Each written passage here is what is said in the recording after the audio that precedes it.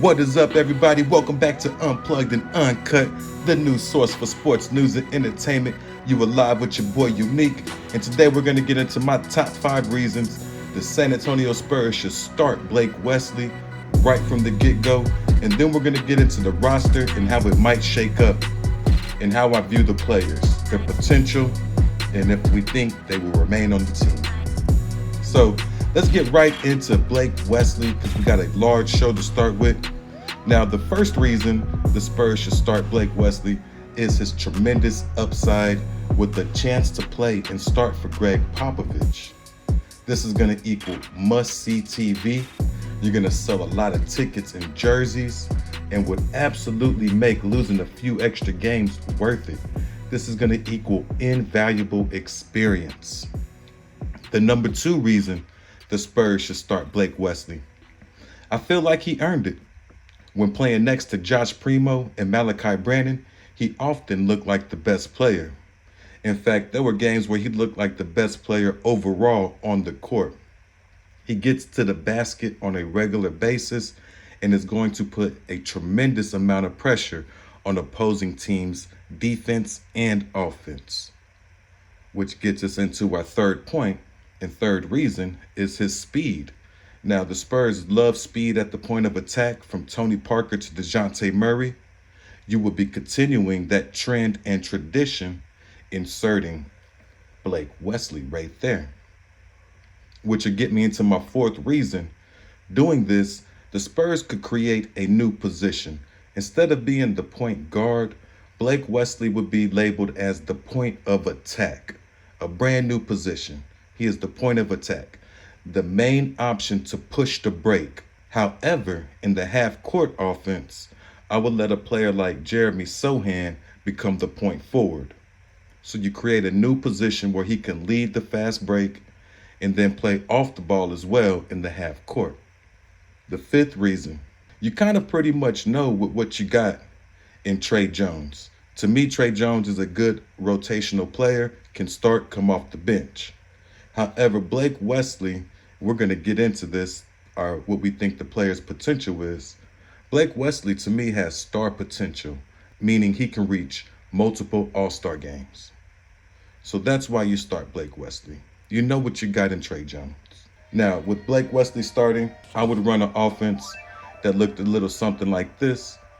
Blake Wesley, Josh Primo, Devin Vassell, Keldon Johnson, Jeremy Sohan. Now, I would run that offense because you're going to create a lot of excitement and hype for a season that could see the Spurs in the mix for a top pick. And that's just a really good way of saying they might lose a lot of games. However, having multiple rookies in the starting lineup, you create that excitement. You have players to cheer for to see if they can push for Rookie of the Year. Now, they do have an outside chance, Blake Wesley and Jeremy Sohan. I don't think Malachi Brannon will be in the running for Rookie of the Year. I think he has to battle with Josh Primo for that playing time. But Blake Wesley and Jeremy Sohan, if they're given a chance to start, could at least get some mention there. You never know. So that's why I think the Spurs should start Blake Wesley. Now let's get into the players on the roster and how we see their potential and if we think they will stay with the team. So Blake Wesley, we started with. Obviously, I think he has star potential, meaning he could see multiple All-Star games. Josh Primo, I think he has All-Star potential, maybe. He has shown flashes and glimpses, but I haven't seen enough consistency, and I think that is more due to his age and just the opportunities he's had altogether. But I will say he has All-Star potential, maybe. I could see him making an All-Star team. Devin Vassell. I think Devin Vassell is showing himself to be a two-way force in the NBA. He is not there yet, but that is what he is becoming, and with the potential to reach at least one All-Star game in his future. So I do think he has All-Star potential and also the potential to be a two-way force. Keldon Johnson.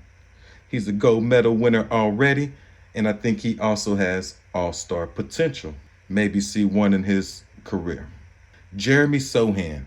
Jeremy Sohan, I think, will be a two-way force in this league and a borderline all-star player a la Dennis Rodman, Draymond Green. He might have a better chance of getting into the All-Star games if he continues to improve and expand his offensive repertoire. Malachi Brannon.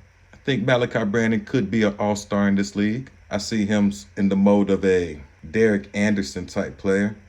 Trey Jones, I think, can be a solid point guard that can start or come off the bench. Isaiah Roby, I feel, is a solid player with two-way potential. A surprise, guys, Dominic Barlow.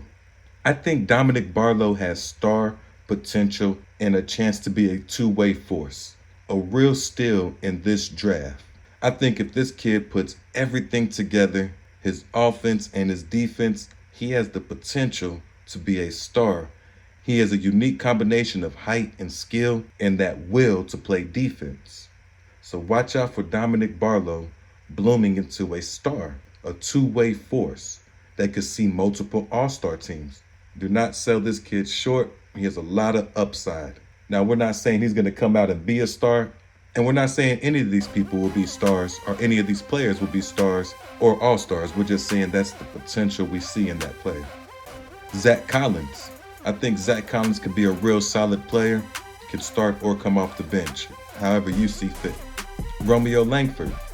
I think Romeo Langford is in a position you trade for draft assets.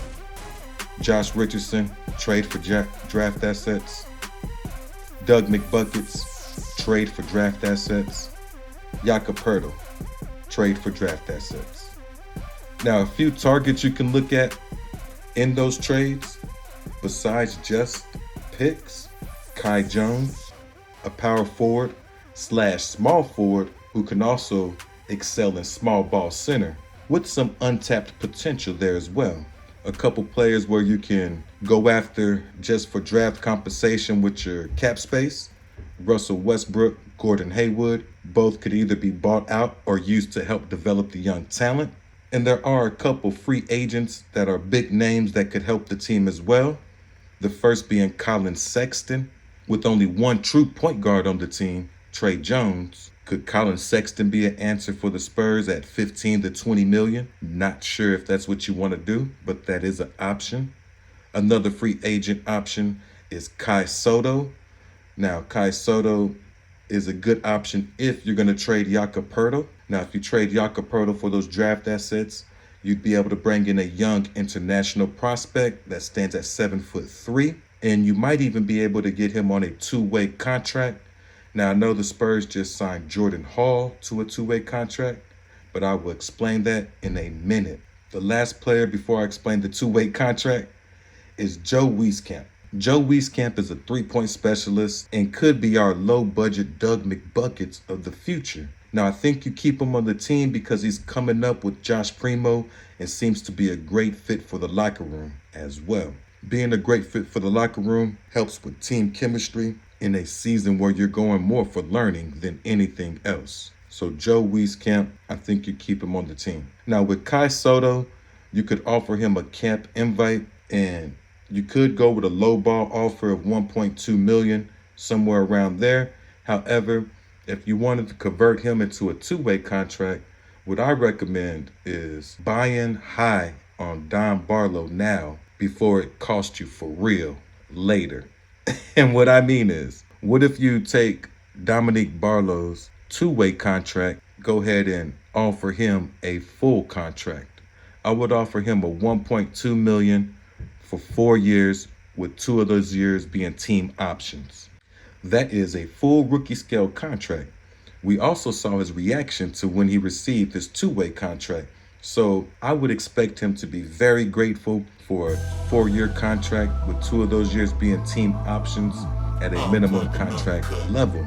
This opens up that two-way contract and allows you to take a gamble on a player like Kai Sotto or whoever else you may feel fits a need for your team. We mentioned Kai Sotto with Jakob Poeltl going out because he would become the only 7-footer on the squad. Kai Sotto standing at 7'3" and is a very intriguing prospect. So Spur fans, how do you feel about Blake Wesley being the starter for the team going forward in a new position, the point of attack? And how do y'all feel about the players on the roster? Do you agree with the analysis we have for them, their potential? Do you agree with the players we say we should move off of for draft compensation? Do you like the free agents that are being mentioned? Are there other free agents you think the Spurs should be interested in as well? Let us know in the comments so we can get into all that and a lot more. But that's all we got for the first part of our episode, and your boy is out. Peace.